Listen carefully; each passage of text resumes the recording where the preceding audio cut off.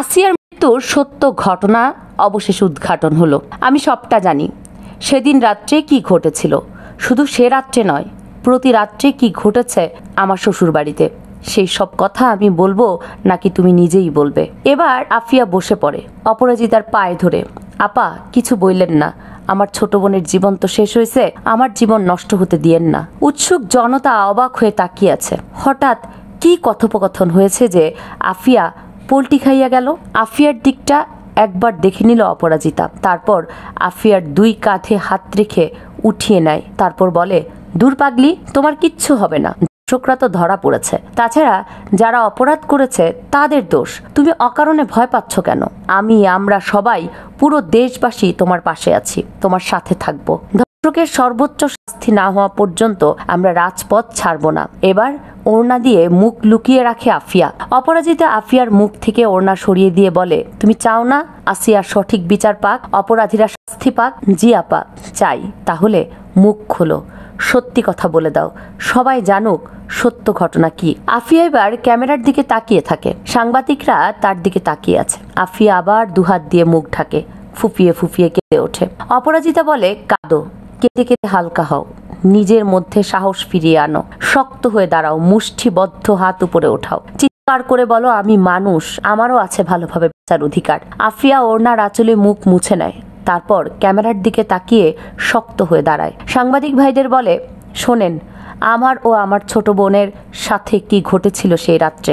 আফিয়া নির্ভয়ে বলে, আমি আফিয়া, বাবা মায়ের প্রথম কন্যা সন্তান, অভাবের সংসার আমাদের, তাই পড়াশোনা করা হয়নি। একটি ভালো সম্বন্ধ আশায় অল্প বয়সে মা বাবা আমাকে বিয়ে দেয়। আমি প্রথমে বিয়ে করতে রাজি হই নাই। সবাই আমাকে বোঝায়, অভাবের সংসারে একজন খাওয়ার মানুষ কমলে ছোট ভাই বোনেরা ভালো খেতে পারবে, তাই আমি রাজি হইছি। বিয়ের প্রথম দিন থেকে আমার শ্বশুরের কুনজর বুঝতে পারছি। রাত্রে বিছানায় স্বামী ব্যবহারের পর আমাকে পোশাক পরতে না দিয়ে রুমের বাহিরে যায়। তারপর অন্ধকারে আমার শরীরের উপর কার উপস্থিতি বুঝতে পারছি। এটাও খেয়াল করি, এখন যে আছে সে আমার স্বামী না, অন্য পুরুষ। কিন্তু কে তা বুঝতে পারছি না। আমার ছোট শরীর, স্বামীকে সহ্য করাই অসম্ভব, তারপর আরেকজন।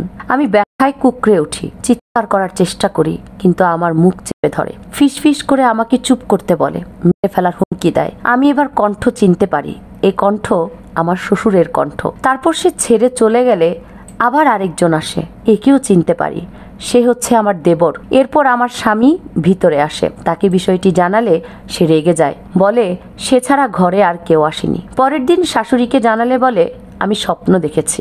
এভাবে প্রতি রাত্রেই আমার স্বামী, শ্বশুর ও দেবর আমাকে ধর্ষণ করে। আমি স্বামীকে বললে মারধর করে, আর শাশুড়িকে বললে বলে ভূতের আছর আছে। ভূত প্রতি রাত্রে আসে আমার কাছে। তারপর বাড়িতে আসলে মাকে জানাই বিষয়টি।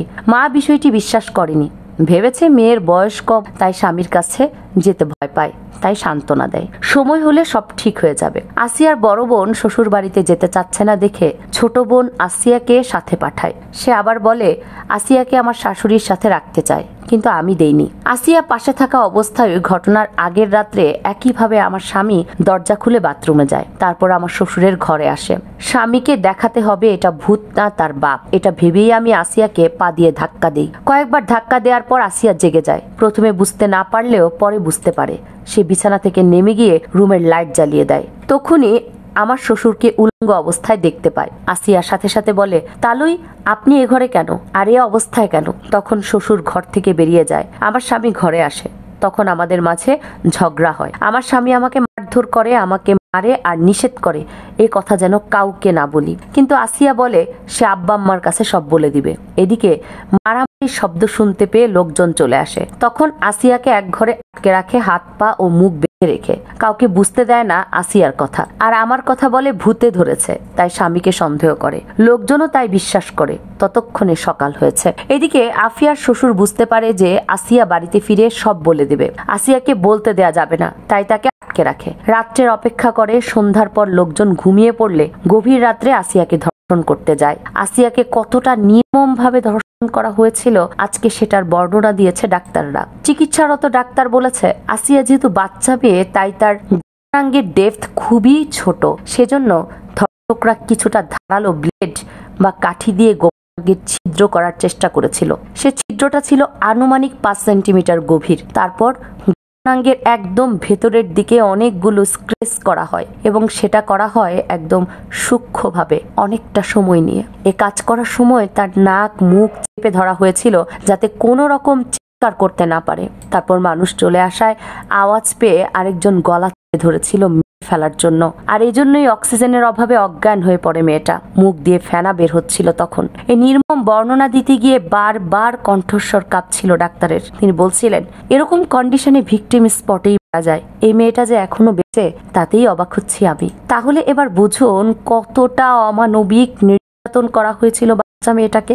একে একে শ্বশুর, স্বামী ও দেবর তিনজনেই পালাক্রমে ধর্ষণ করে আসিয়াকে। এরপর জিজ্ঞেস করে, কাউকে বলবি?